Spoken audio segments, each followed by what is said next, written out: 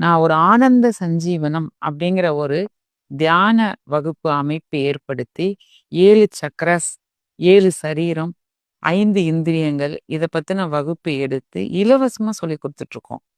As foundation ஒண்ணு ஆரம்பிச்சு leadership அதாவது பண நிர்வாகம், நேர நிர்வாகம், சமுதாய அக்கறை இது எல்லாத்தையும் பெண்களுக்கு சொல்லித்தரேன்.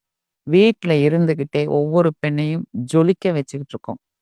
ஃபெமினயன் அப்படிங்கிற ஒரு ப்ராடக்ட் நாலேஜ், ஏஎஸ் ஃபவுண்டேஷன்ங்கிற ஒரு லீடர்ஷிப் குவாலிட்டி, ஆன்மீகம்ங்கிற ஒரு விஷயம், இது எல்லாம் இந்த 3ஐயும் வச்சு ஒவ்வொரு பெண்ணையும் மேல எடுக்கிறேன். செமிங்கிறதே ஃபீமேல் எம்பவர்மெண்ட் மூவ்மெண்ட் ஆஃப் இந்தியான்னு ஆரம்பிச்சேன்.